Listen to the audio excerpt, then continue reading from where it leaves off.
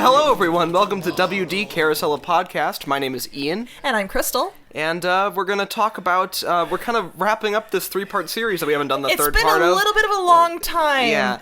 I did the Highly numbers. anticipated. Yeah, anticipated. I actually was looking through the site the other day and counting back, just archiving some stuff, and I was like, this is like from like July. Like we started this like July. We started it in July. Yeah. And then the second installment of this 3-part series was probably, I believe, like September or something like that. Yeah. Right before we went in September. And then we are finally wrapping it up before the end of the year. Go us! We're awesome. Yes, it's a 3-part series and it took us half a year.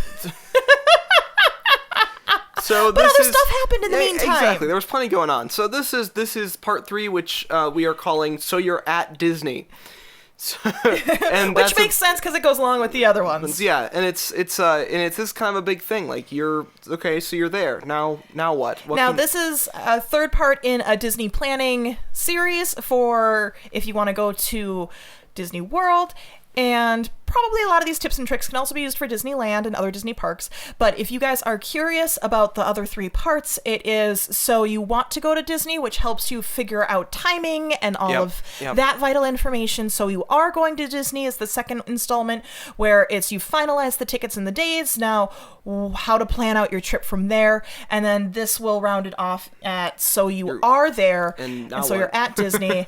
What do you got to do other than, just go? Because there's still stuff and best tips and tricks to help you out to make sure that you are not wasting your time when you're down there, because Disney, if you don't plan it out, will 100% chew you up and spit you back out. Yeah, it'll seem like it's not worth it. It's a waste of your time. You're spending it most of the time in lines, and a lot of times unnecessary lines. So making sure that you are being smart about how you plan your Disney trip will make sure you get the most out of it. Right, and we've talked about that in the previous episodes. Hopefully you were able to make the decisions to be able to go in a time where you're not going to be stuck with 10 out of 10 line popularity and stuff like that. And it's not going to be, July, so you're not on the surface of the sun the whole time. All these different things. These kinds of pre-decision things will help you have a better experience to begin with. But once you're there, there's a lot of things you can do that can affect you one way or another. So let's just start out with how you begin your day. So you wake up, you take care of yourself, and you're just getting ready to leave. There's a couple things that I want you to always remember to grab. The first one's going to be your water bottle. And yes, Disney does sell water. It sells it at $3 a bottle, and hopefully you are drinking enough down in the Florida heat to stay hydrated, but that can add up very quickly. Because you should be, realistically, now when we were there in September, which you would expect mid-September to start cooling down a little bit, it does not. So you're still going to be stuck in some crazy, crazy humidity, and it is very hard to stay hydrated, especially if you're walking, even just walking between buildings. It is exhausting, and right away in the beginning thought I was doing okay, and then suddenly I wasn't. And so I bought a couple of bottles of water, and then I'm like, I can't keep up. Like, I'm going to need to drink so many bottles of water, this isn't going to make any sense. So I just started, I had like my last bottle. So even if that's how you want to do it, you don't want to bring a bottle with you, buy your first bottle and then keep filling it up, whatever works. And any concession stand, any quick service, they will go ahead and fill your cup for free or give you another cup of water that you can then pour in. So I have a water bottle that is one of those like forever colds. So it will keep insulated and keep the liquid cold for over 12 hours. And that's what I brought, and it worked out really well for me. And I just filled it up at, drinking fountains or the quick service restaurants, wherever, and they're more than happy to give you water. They like making money. They're not monsters, though. They're not going to make you pay for water. And it's not the normal Florida water either. They have a special filtration system because it's Disney property that is very high end, so you're not going to have any of the questionable stomach stuff that can happen when you normally travel into different locations. So it is good, safe, healthy water for you to be drinking. Absolutely. Next thing is you can always even bring your own food and other beverages to the parks as well. Disney's not going to say, no, you have to buy food from us. It's just the most convenient factor because most people don't want to have to worry about bringing, a small cooler or a backpack full of food.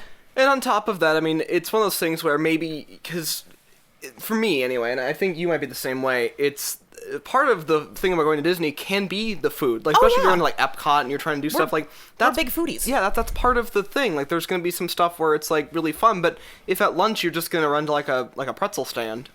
Yeah. Maybe you would rather spend that money, or not spend that money on that $5 pretzel or whatever it is, and just bring your food. Mm-hmm. The last episode, I know we talked about having things Amazon delivered to your room. Mm-hmm. That would be a perfect time to have some, sandwich stuff delivered to your room. You can make some sandwiches, throw them in your backpack, and have them there. You could even have a picnic on the Magic Kingdom lawn greens, because they have these beautiful park areas that a lot of people think you're not allowed to walk into and sit, and you could literally have a little picnic in front of the castle. Yeah. It's wonderful. And the only thing that they won't allow you to bring on is alcohol, so they will makes sense. Check some bottles occasionally, so don't think you can get away with it, but you can bring juice, pop, water, whatever you need. You can bring food. I know you can't bring big rolling coolers, which, I mean, come on. Pretty much anything else, as long as you're willing to carry it, you can bring it on in. Yeah, and that's the operative thing, is you have to be able to carry it. So it's a good way to do it. We have, when I go, because I need one of those electronic scooters, we know that we're going to have a backpack attached to my back, so it's a nice, easy way to be able to throw stuff in there. You can definitely add in some granola bars or whatever you're wanting to save a little bit of money instead of having to constantly pay for even just the small little snack prices, because that's going to be $6 or so nowadays as well. So save a couple bucks. The equivalent with a stroller as well. It's that, like for us, your home base, and for maybe a family, it would be, the stroller would be home base, and you could still, so if you want to bring food and snacks and stuff, that is perfectly okay. Definitely a good way to go as well. And I know that and sunscreen. Yes, sunscreen. We are Minnesotans, and we are super pasty, so making sure that I do not turn into a lobster is important. Just knowing your limits and knowing where you're at, you're going to be exposed to a lot of sun. Just be ready for that. So those are kind of like getting going, and then obviously don't forget your magic band. Yes, like you need that for everything. And that literally can be your everything. So with the magic band, it functions as so many different things once you're on Disney property. It is your room key. It can be your credit card. It can be your park pass. It will be your fast passes. It will be ways for you to be able to, if you have the photo pass, retrieve those photos and make sure that they are on your Disney Experience app, and that is your everything. So don't forget to always have your magic band on you, have it linked to your tickets, and I would also recommend taking a picture of the back of your magic band so you have that seal number, so if it happens to get lost while you are on the property, you can have them transfer those tickets to a different band and have them close down that band so other people are not able to access it. Okay. It's like a credit card. Imagine it's like a credit card, but your whole life lives in it. So please don't lose it. It'll charge things to your room, which we did, like when we were at the Food and Wine Festival. I just went beep, beep, beep for all the different little snacky things that we got. So it makes it a lot more convenient instead of having to worry about carrying around a wallet and IDs and park passes and everything else. All I had to have was my magic band and my cell phone, and I was taken care of, except for the water bottle and the sunscreen. As far as the vital personal stuff, the magic band can be a good option. One thing to be aware of, though, is you're buying alcohol in the park, you may want to bring your ID. I was never ID'd, but that doesn't mean that that's going to be the staple. They don't see how old you are when you go and purchase. Even if you have your magic band on you, it doesn't pop up a date, because who's to say that someone younger didn't just get a magic band and kind of go cuckoo. But anyway, so just bring it just in case. But I didn't have to pull mine out. I don't believe you did, I don't think any of us did. Or Kevin did. No. So I mean, it's you're supposed to. It's a good thing to have on hand just in case. Yeah. And if you're international, bring your passport. Yes. Checking times for buses, boats, other transportation. You can now do that on the My Disney Experience app. I also do believe that in the rooms under one of the channel options for Disney, they do have the listing of when buses come or the next bus comes for the parks or Disney Springs or wherever you want to go. And it's one of the biggest perks of staying on property. So definitely try to take advantage of that, of the Disney transportation system, because now that they're doing that, now they're catching up to, like, it's starting to feel like more like a mass transit system that you experience in a big city. So you get, reporting, actual, estimated arrival times, up to the minute times. And so that's really nice. So you can be sitting there and like, all right, well, we've got 16 minutes. So let's just, get ready and then head down. So you can kind of judge it based on when you need to take off from your room to get to your bus stop. So that's and a get nice to your feature. park in time for if you have fast passes set or dining reservations set, or if you're trying to make road drop or any of those other features. It's really vital to have that information ahead of time. That way you're not scrambling. I will say, on a transportation note, being someone who has to use a scooter, they allow normally it's 2 to 3 scooters per bus. So if you see other people already in line for the scooter area on a bus, you might have to wait until another bus shows up. So just take that into consideration, that it might be a little bit longer for you.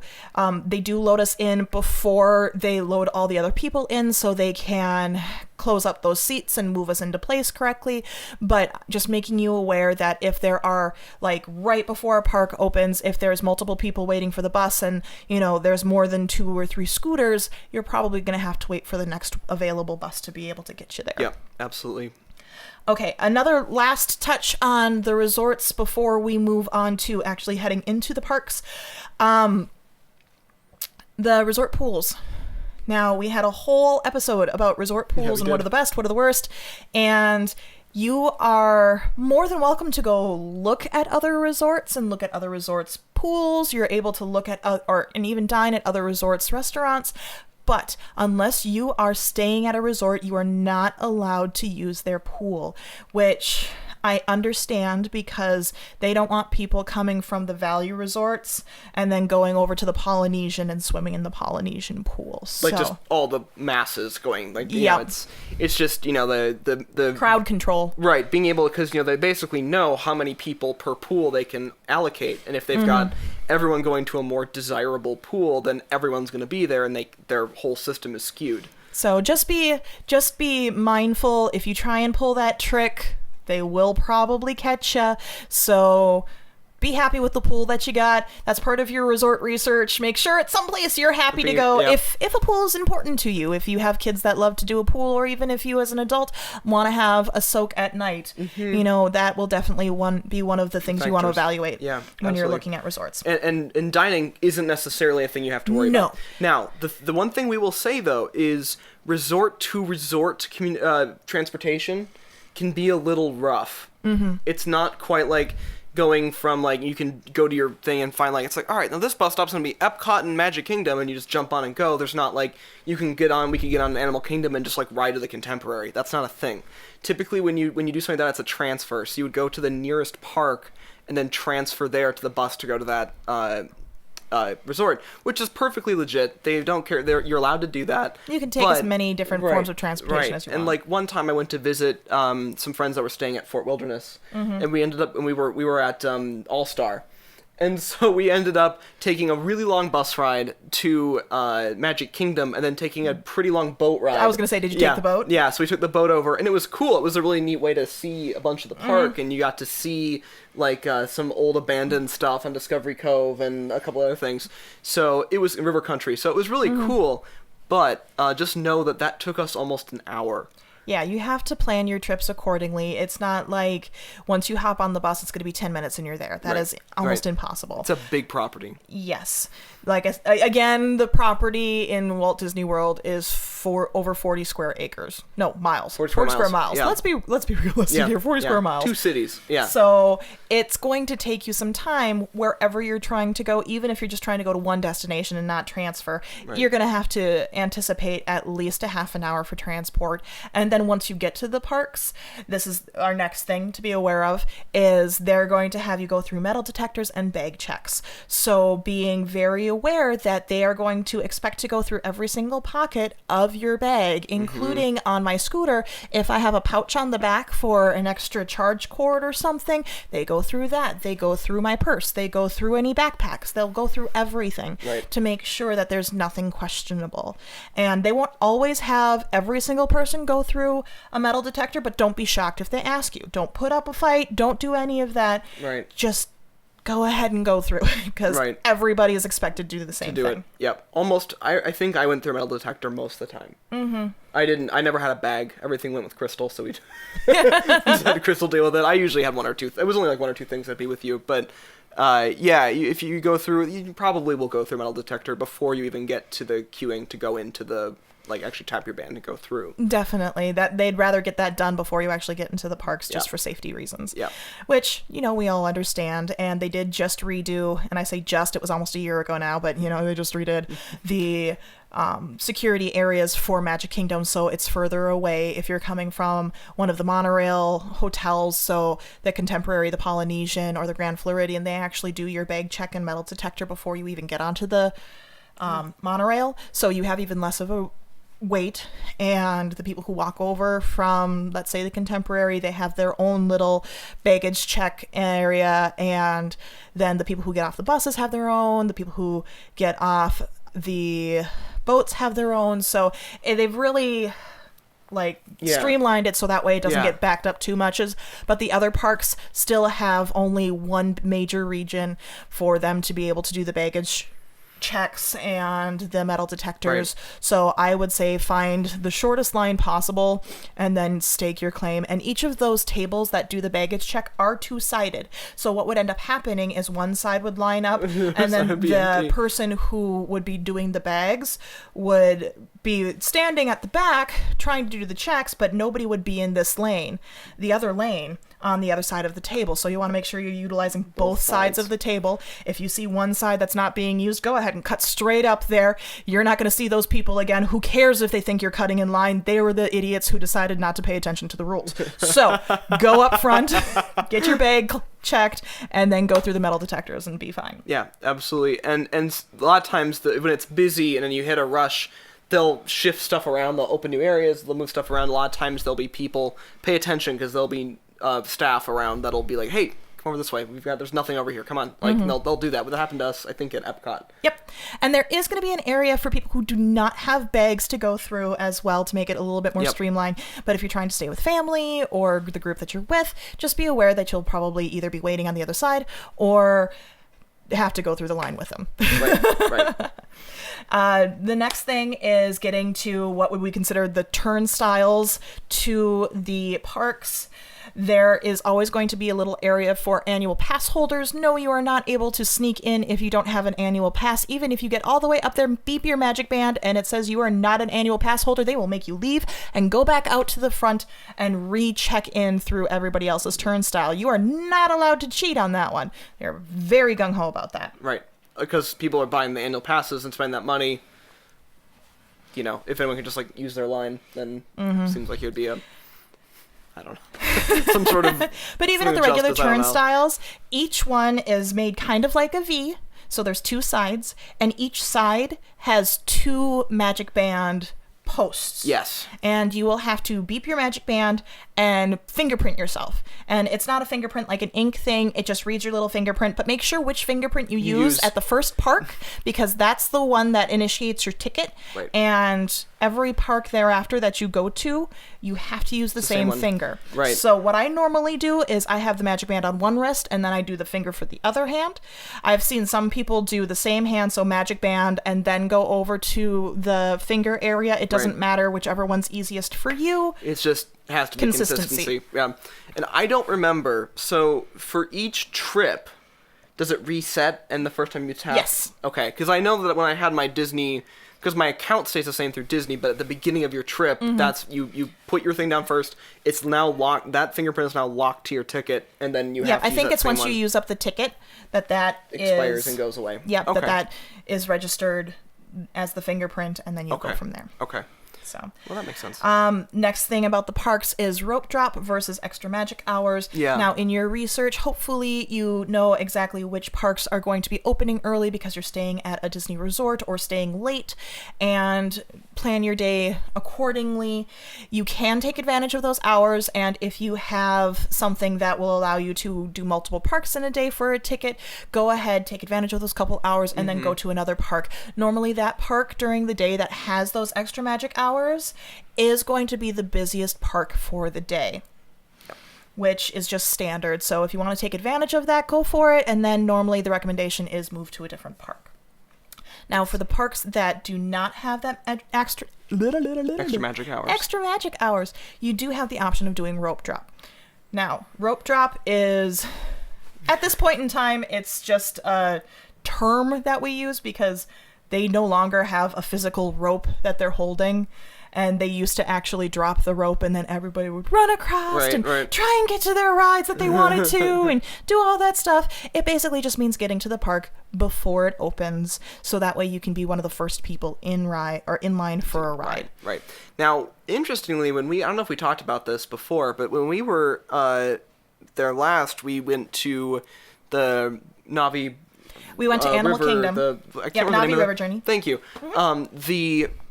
For whatever reason, so we walked up, and we were like a half hour early. And they had already opened up the park. The park. So we were walking through with this throng of people. Everyone was going to Pandora, of course. And nothing was really open, but you could still walk into, they just hadn't opened any attraction yet. So that is the thing that can happen too. You can just like walk in and be like, okay. Which we did, and then we got in line for River Journey, and that ended up being a great decision because we ended up getting in. We had some other issues for that, but it ended up being fine because it was literally, once they opened up the ride, it was just a walk-on. Walk-on, yeah. Which was great because, with those lines, they're still over 2 hours each. It's just, can you imagine what Star Wars is going to be like? Anyway. I'm afraid. I am so afraid. Be very afraid. So, yeah. But rope drop, we took advantage of that. And it worked out very well for us. You just need to, again, be strategic. So good things to rope drop are the big ticket items that you can only choose one fast pass for. So things like Toy Story Land in Hollywood Studios, or if you are in Epcot, we didn't officially rope drop Epcot, but we were there super duper early. So we were able to do Test Track twice. That was fun, yeah. The first time we did single rider. Yeah. And then the second time we did our fast pass. Yeah. But we could have taken advantage of, let's say, Frozen Ever After or any of the other big level rides there. We did Pandora, which you can only have one fast pass for, and we did Flight of Passage. Yep. So we rope drop Navi River Journey, and that ended up working. Yeah. It worked out really well for us. So just planning that into your day, making sure you're up early enough that you're dressed, and the transportation time, and normally it's a good rule of thumb to give yourself an hour to get through everything. So from leaving your room, for the transportation, through the security checks, and getting onto the actual park will take probably an hour. Yeah. Yep. So plan accordingly as far as that goes. Yeah, absolutely. Now, once you're in the parks, there's a couple apps that I would recommend downloading. The first one would be the My Disney Experience app, and hopefully you would have had that before you would hope, usually. But it's not even just something that you use to plan your trip, but it's really helpful once you're actually at the parks as well. So because it has a lot of different features. First off, if you happen to not be able to have access to your Magic Band for some reason, say you put it in your backpack or something, when you get back home to your resort, it'll act as your room key. Right. So you can use the app to unlock your resort room door and get on in there. I think we tested it and it was like, oh, this works. This is weird. This is really strange. Fast passes. We've already talked about planning your fast passes. I would recommend taking screenshots for the day and just capturing it on your phone, even making it your on button, the screen your that lock pops screen, up, because then you don't have to worry about wasting battery or trying to connect. There is Wi-Fi available at the parks, but it is so bad that it will drain your battery. So try not to spend too much time if you have an old bad phone and don't have extra chargers. Now, we always pack Correct. We had ridiculous amounts of extra chargers. Yeah.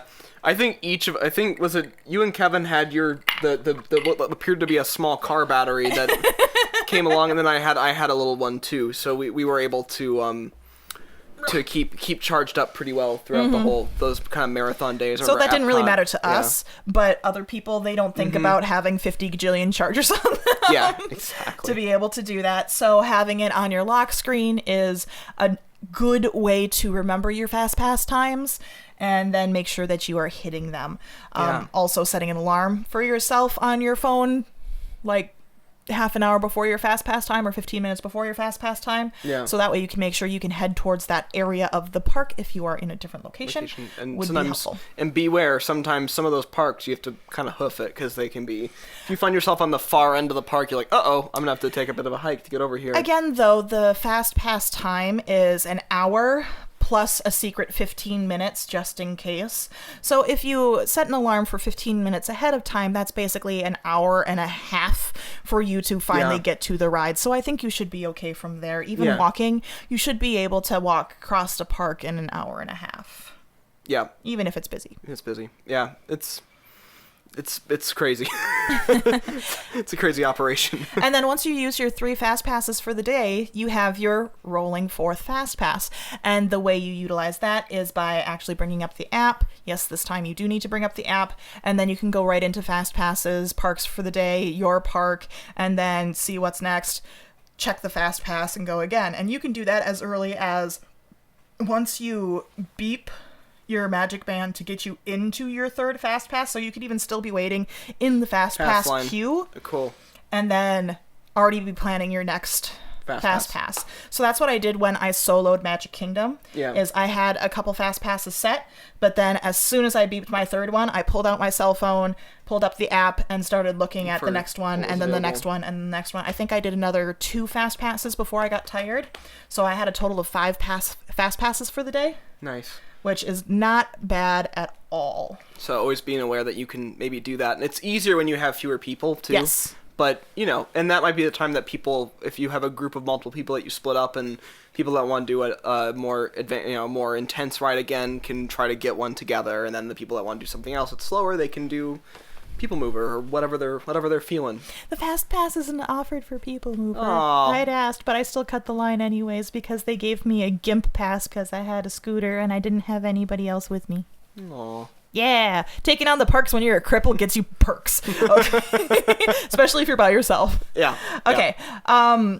Another thing that is available on there is showtime. So if you're wanting to see any of the stage shows, the fireworks shows, the castle show, really anything, your phone's going to help you out with that. You can even plan it on your scheduling for the day. When we were planning our trip, we included the fireworks show and the parade and the stage show on there to make sure that we had the correct timing to help out as well. Yes.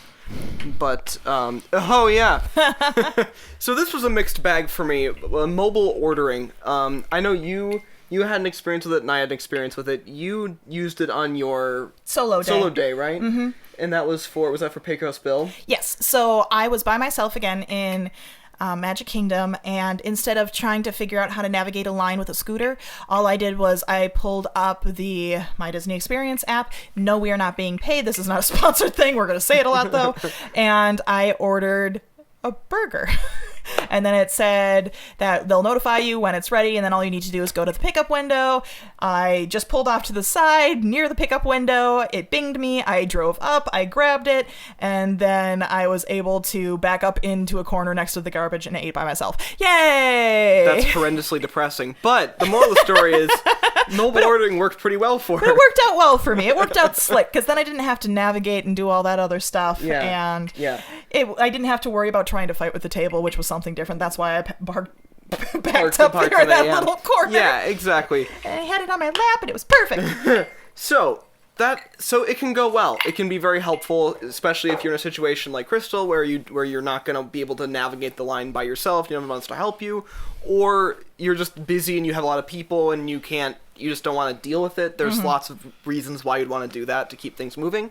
However, there can be times that it fails you, and for me, I tried to get Dole Whip in, I think, Adventureland, Yep, it was Adventureland. So I was, they had their big thing for it, and so I did the order, put in what I think I had, one for me and one for Kevin, and it just didn't happen. Like, it never showed up. It was just like, all right, well, it's still prepping. Okay, and it was way too long. It's true. And they were not so. They were busy, but we could tell and something this was a had gotten time screwed up. where going through the line was faster than waiting on the mobile ordering, because we saw a number of people start the line and then finish the line and walk out with their stuff. And I think there was just a disconnect there. And other people, when they had done their mobile ordering too, they eventually just walked up to the window and they're like, I ordered this and I haven't gotten it yet. And they're like, oh, okay. And then they gave it to him right away. Right. And Ian was just sitting there going, but what about me and my stuff? And so we were just waiting for a while, and it wasn't. I was trying to do the whole, like, the system won't fail me. This'll work, right? And then eventually I just had to walk up there and do the same thing. So it's just a thing. Make sure that if you're doing the mobile ordering, that you are proactive with it too. So if it takes a little bit longer, then I'd say just a couple of minutes. It doesn't take too long to put together food at Disney. It really doesn't. But if it takes more than a couple minutes and they're not seeming too overwhelmed, just walk up there and say, "Hey, I got this mobile order. Right. Can you get it together for me?" Right. Thanks. You'll know if something's wrong. Mm-hmm. Like, usually it's like it feels like the process is moving along, but if something feels weirdly stagnant, just checking in is not a big deal. Mm-hmm. So. Again, the app also has dining reservations. Now, hopefully by then you should have made your dining reservations if you're planning on doing a table service meal. That being said, sometimes plans can change, or you're getting too tired, or you want to see what's available, or yada yada. So using the app to be able to get at least your name in line if you are wanting to do a last minute reservation instead of going up to the window and being stuck for an hour plus. Mm-hmm. It's really helpful. So I would recommend, keeping on top of the reservations, because who's to say that someone is not going to be able to do their reservation and they cancel last minute? Right. That happens a lot. We actually use that to our advantage. When on your solo day, mm-hmm. Kevin and I were at Disney Springs, and we were all like, what are we gonna do for dinner? Like, you're gonna come back, what are we gonna do for dinner? So we eventually, I was just scrolling through, and Sanaa, one of our favorite restaurants of the entire deal, mm-hmm. Had a super late reservation open up. And I'm just like, should I grab it? We all kind of had a little quick powwow, mm-hmm. and we're like, okay, well, just grab it. So you just push the button right there on the thing. It's like, like Open Table, but just like all built into the one app. Mm-hmm. You get it reserved. It shows up on everyone's, thing. And then we walk up, and there it was. We were able to walk in and sit down and do the thing. And have right our away. bread service again. Have our bread service. Oh, yes. Yeah. Anyway, bread service. So yeah, it was it works. It's a nice experience, and so that way, if there's something going on, I would be checking Sanaa every. And that's what I was doing when we were looking at reservations for the Edison. Even up until the week before our vacation, I was looking to see if they had a more ideal time. Right. And I was able to change it from like 8:00 at night until 5:30 in the afternoon. Right. And be able to do all of those edits, because it's constantly going to be changing. So even when you're at the parks, though, you can go ahead and look to see if there are any tables available and just snatch them up when you want. Yeah, absolutely. Another big thing on the app is ride times. I can't stress that enough. There's no point in staying in a line for something where if there's another ride that you want to go on that is within walking distance, has a much shorter wait, just go on that ride. Yeah. Yeah. It's a handy one. Now, Disney amplifies and modifies their wait times. Mm-hmm. For example, if something has got high demand and they want you to go to a different ride, they'll actually artificially inflate and deflate times to mm-hmm. move people around. You're never going to see a 0 wait time for a ride. Right. The lowest you'll ever see is 10 minutes, usually. I've seen the lowest one, it's like 10 minutes, you just walk on. Mm-hmm. But usually, you'll sometimes see a ride it says 45, mm-hmm. and it's actually more like 25. That can happen. But knowing, if you follow those ride times, typically you just know that if it's like that, it's high demand. You may not want to do it mm-hmm. right now. And there's other tools you can use. There's touring plans. That's part of the unofficial guide. They do their own system, and everyone has. Mm-hmm. There's a couple of different ways to do it that have slightly different reporting, but it's you can still go by it, and it's still a good way to follow it, even if it's not always totally accurate. It's kind of by design. Yeah, it'll give you a feeling. And hopefully by that time you've done a little bit of research on what are your big weight rides and what are going to be your short weight rides. And you've weighed your pros and cons for fast pass versus not fast pass. Another thing to take into consideration is rider switch. So if you're going with a family and there is a child that is unable to go on one of the more adult rides like a roller coaster, you do have the option of going on the ride and either using your fast pass if you just did one fast pass, or having that one parent wait in the standby line, and then once they get to the front they can do rider switch and give their significant other the pass, so that way they can cut straight to the front through the fast pass line, while that person who originally rode the line can then wait with the child that is unable to go on there. So it's a way to help save a little bit of time. So even if, let's say that you wanted to go on Thunder Mountain and you were in the standby line, your spouse could take the child to go see Country Bears during that time. And then once you are all done with your ride, you meet up with her. You know, that's not keeping her locked down either. You can do other things with the kid, but then she can go on the ride and then you can stay with the kid as well. Yeah. So it's a good way to kind of work the system. And I know we brought it up before when we were planning out our fast passes to try and spread out and get as many fast passes as possible and take advantage of, you know, one parent doing one fast pass for this and then doing the rider switch and vice versa. Right. The other thing to take into consideration is for the extra long rides, we're talking the Pandora rides, maybe even the Toy Story rides right now. I know once Galaxy's Edge is open, this is going to be a factor for it, but bathroom passes. Because you'll be waiting and waiting and waiting for hours to get onto a ride in a standby line, and you could have a little kid being like, I need to go to the bathroom. Well, what are you going to do? Are you just going to call it a wash for all the time that you've waited already?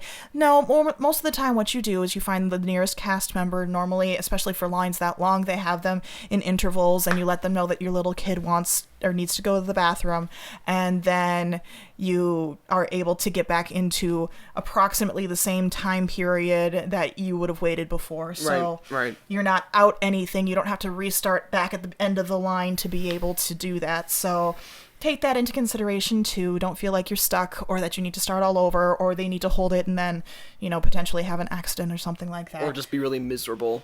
That's not helpful to anyone. No. So, you know, that's something that's in there to consider. Also being aware of the first aid areas, baby areas. They have quiet areas for people who have children that can get overloaded, because the parks can be very overwhelming. Or just Ian. We didn't take you to a quiet area. I was about ready. And then the smoking areas. If you are a smoker, you are not allowed to smoke anywhere other than the designated areas. If they catch you, they will kick you out. So let's not have that happen, because you paid too much for this ticket to let that happen. There is another app that came out this year, and it is Play Disney Parks.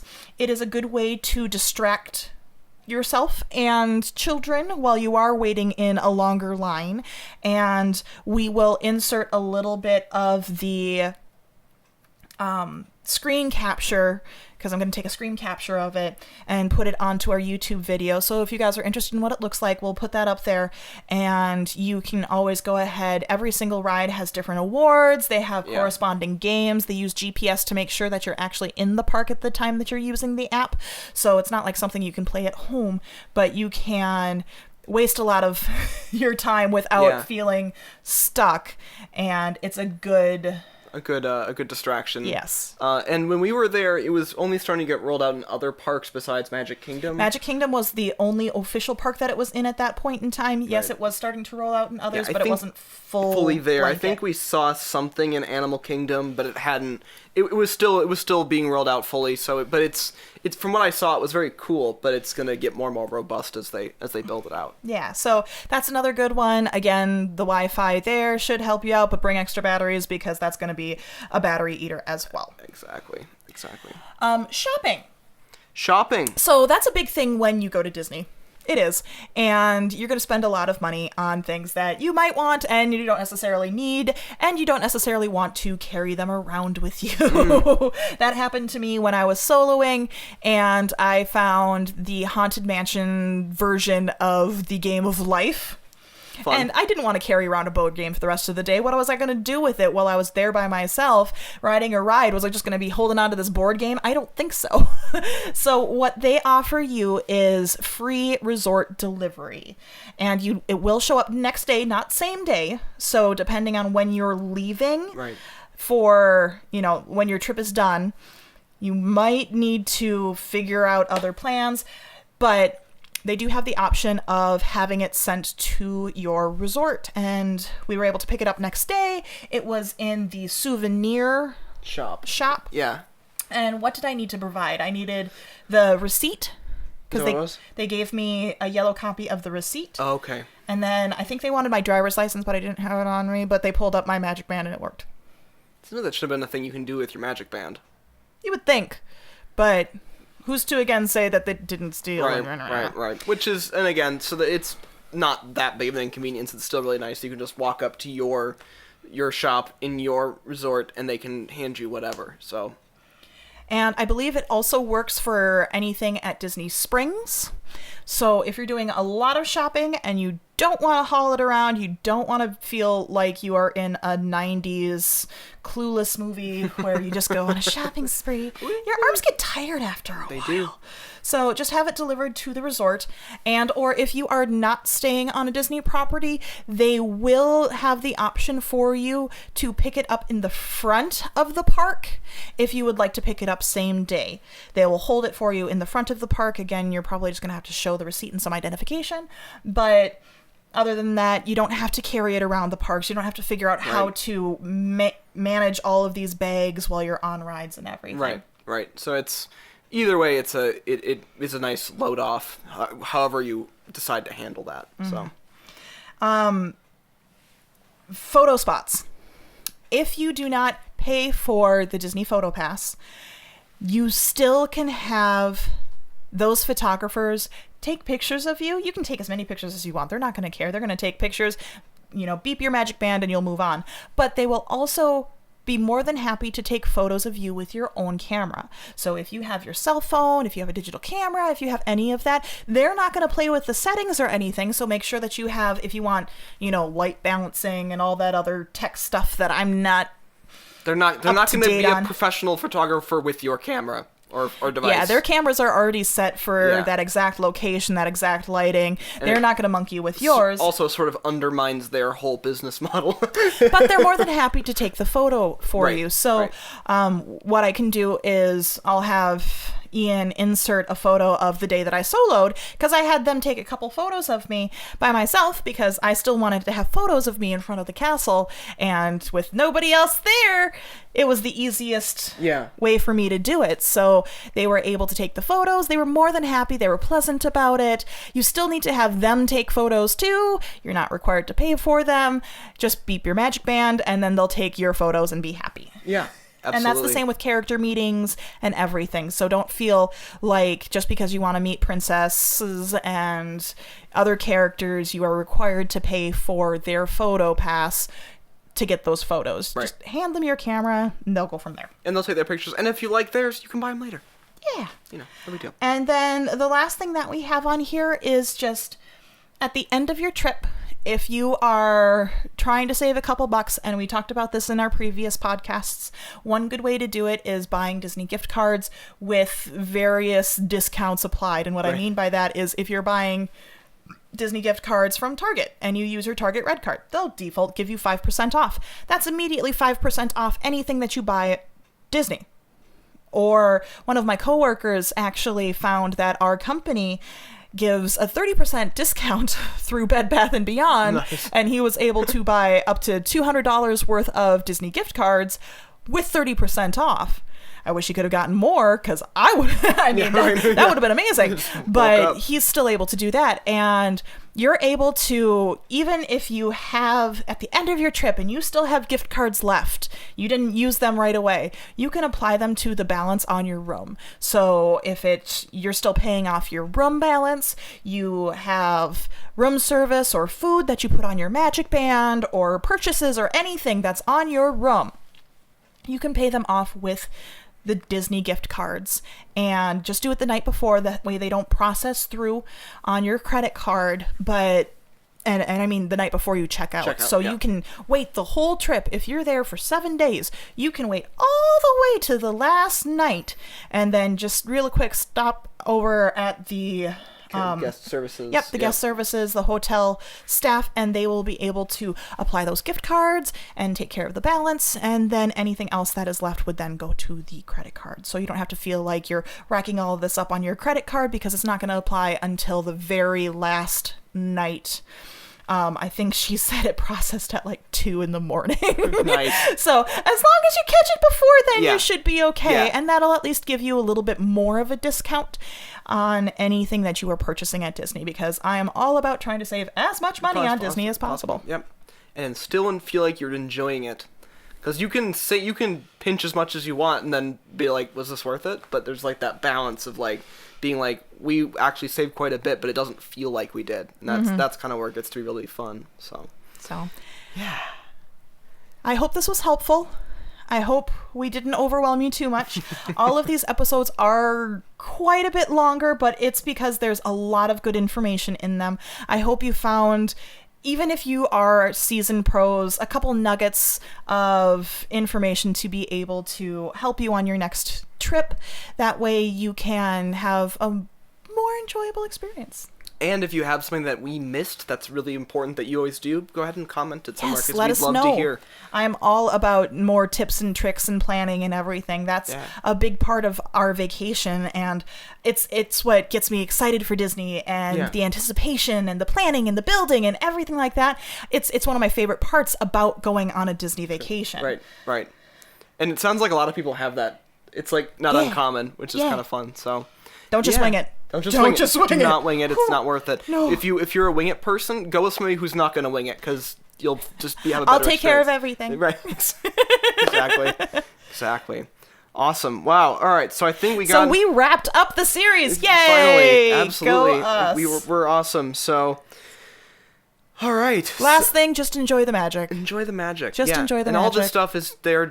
We're saying all this stuff now just so you can enjoy the magic and not have to worry about all that. Ooh, side note, if there's a cast member that is really, really nice to you and you want to commend them, there's a couple different ways you can do it. So just make sure that you give them, their proper credit, because these cast members are amazing and work hard, and they can make your trip phenomenal. Yeah, they really if you keep up with it. Yeah, absolutely. And don't forget your birthday buttons. Yes. We keep adding things. If you're celebrating something, make sure to get it at guest services at the desk. At the desk, at the resort. You can get it at the parks. You can get it at Disney Springs. There's a lot of different places. But if you're celebrating anything, whether it be anniversary, wedding, divorce, birthdays. Yes, I've had happy divorce. I've seen happy divorce buttons. That's funny. Not only will a lot of cast members comment on it and make you feel so much better, but sometimes they'll do little perks like give you a free dessert or get you to the front of a ride or something along those lines. So make sure you use your celebration buttons. Yes, absolutely. And I'm going to stop adding things. All right, we have to stop it. We have to cut this off at some point. All right. So, on that note, this has been WD Carousel Podcast. Thank you so much for listening or watching. My name is Ian. And I'm Crystal. And I hope you guys have a great, big, beautiful tomorrow. Bye, guys. Beautiful tomorrow, just a dream away.